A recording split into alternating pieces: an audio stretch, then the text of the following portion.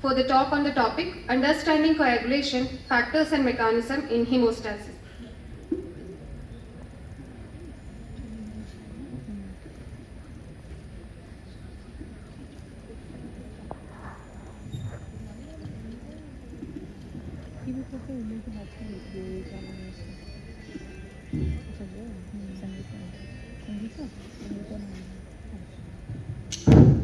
Hello, good morning.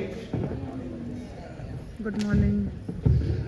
Thank you for inviting me as a speaker, and I am very glad to know that many people are here from colleges, and there are many seniors. So today my talk is on coagulation factors and mechanism. I know many of us perform coagulation tests, but may not have proper information about the coagulation mechanism. So let's start.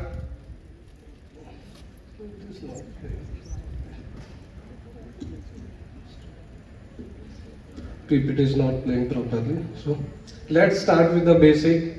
If there is a small injury on our hand, what happens? If we bleed continuously, then what will happen? So there is a natural mechanism in our body that is called hemostasis. So hemostasis is a body process to stop bleeding when a blood vessel is injured. So this process is under three process. So first one is vasoconstriction, in which blood vessels shrinks to slow blood flow. The second one is platelet plug formation. Platelet forms a plug and stuck to the injury site and form a plug. The third one is coagulation. A clot forms using special proteins called coagulation factors.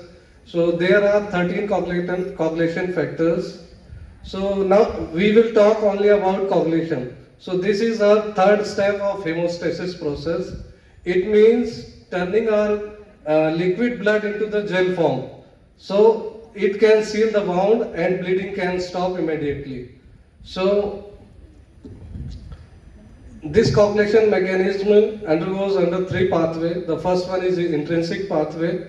This happens inside the blood vessel, and it starts when the blood vessels are injured, and several clotting factors include into this intrinsic pathway.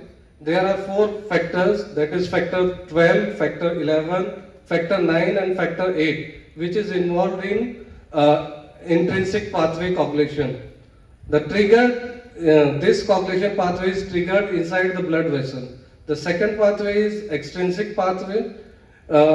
This pathway starts from injury outside, like a cut. जैसे हमारा कहीं भी कटता है outside, तो it is extrinsic pathway gets activated. The damaged tissue releases tissue factor outside the blood vessels, which releases factor 7, and after that it comes to factor 10, triggered outside the blood vessels, or it can be called as injury site.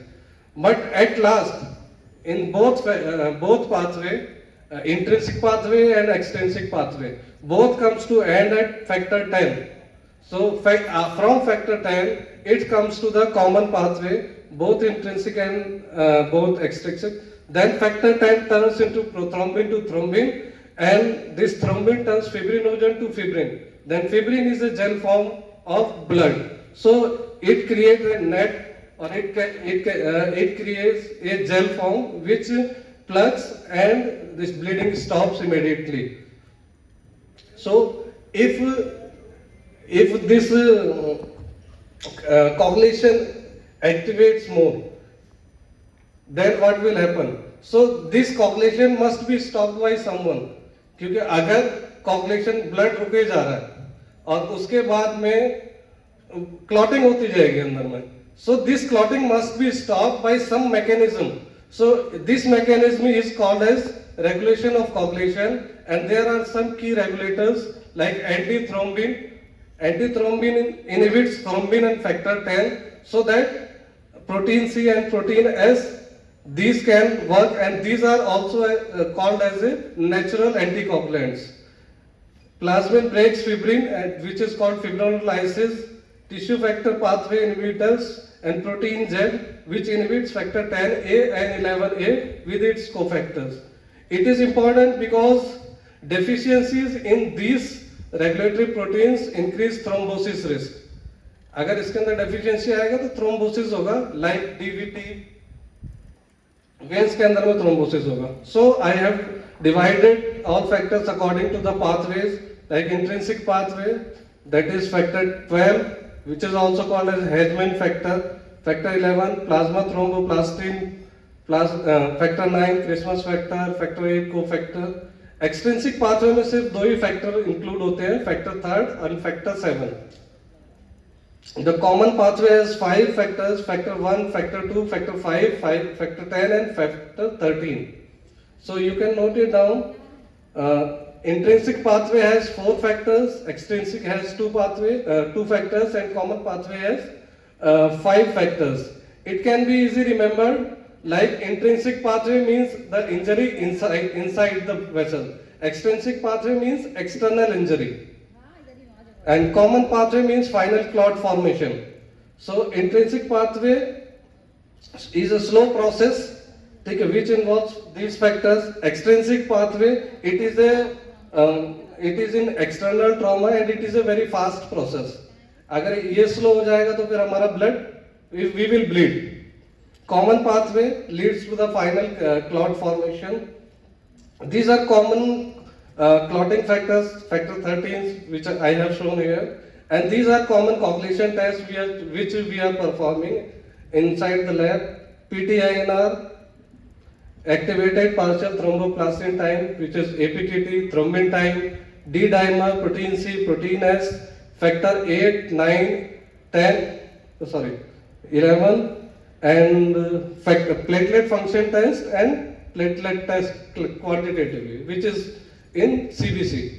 Everyone is performing. So the prothrombin time, it measures time for plasma to clot after adding thromboplastin plus phospholipid and calcium. This coagulation test is collected in a sodium citrated tube, which is blue colored, and we are collecting 2.7 ml of blood in 0.3 ml of sodium citrate plasma. Means 1:10 का ratio रहेगा always. If we are going to disturb this ratio, then we will see that there are the big changes in the PTINR or APTT. So the ratio of the anticoagulant and blood should be maintained is 1:10.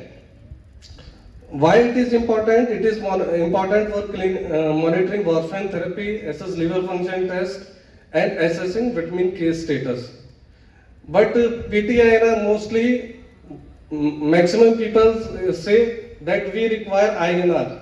They don't rely on PT test because PT test may be vary across the labs, but the INR is a standardized PT result, which is used to standardize across the labs. How it is being calculated? It is being calculated by PT of patients divided by PT of control and square में ISI value. What is ISI? It is International Standardization Index. The normal range is 0.8 to 1.2, and but in clinical chemistry, hematology, we see that we are referring normal ranges from its brochures. Everyone see? हमें normal ranges कहाँ से मिलती हैं? Brochure से. But in PT and APTT, can anyone tell कि where we are getting normal ranges? So these normal ranges we are getting through MNPT and MNAPTT. This is an extra work which we have to do before performing test and reporting test. So how it is to be done, that I will tell you, but the principle of this is coagulatometry or turbidimetry, and critical alert is more than 60 seconds, which may be around INR 5. And one more thing which we have to remember before PT test, that the centrifugation speed and centrifugation time for coagulation test, it is also standard. Because chemistry के अंदर में हमने घुमा दिया, serum निकाल लिया, बस हो गया. But for cognition test there is a specific time period and specific RPM at which we have to centrifuge.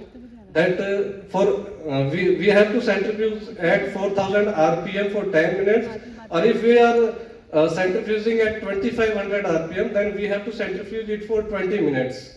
If we want to go at if we have less time and we want to centrifuge it for 2-3 minutes, then we have to centrifuge it at 11,800 RPM for 3 minutes. So first is this PT. Everyone keeps the sample for next day, but PT test or cognition test don't have any stability for next day or for 2 or 3 days. For the cognition test, the stability is up to 4 hours at room temperature. If we are collecting blood sample and we are testing it in evening, collecting sample in morning but testing it evening, the result is different. So we have to test the sample within 4 hours if we are keeping it at room temperature.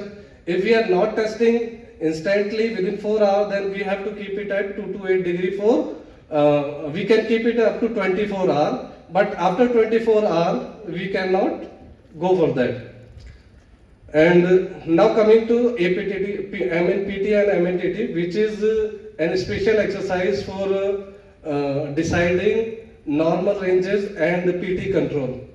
In this we have to take 20 to 50 patients, normal healthy patients from normal population, because it may vary from Delhi and it may vary from Kolkata. यहाँ की population अलग है, वहाँ की population अलग है, and it may vary across the countries also. So we have to collect from 20 to 50, ठीक है, which is convenient to us. Minimum 20 samples must be there from healthy population from 13 years to 60 years of age, and after that we have to analyze the PT test for that, and we will see the maximum result and the minimum result out of that tested samples, and that normal range we will keep it in our reporting. Like we have done 20 patients and we are obtaining the minimum value is 8.0. The out of 20 the minimum value is 8.0 and the maximum value is 16.0. So we will keep the normal range from 8 to 16. We will not go on the brochure, what brochure is saying. So first is this, the normal range इस तरीके से decide होगी, but how we are calculating PT control? For PT control, we are going to calculate the mean of that 20 samples, and that 20 samples, the mean from that 20 sample will be called as a PT control. So my time is over. Thank you.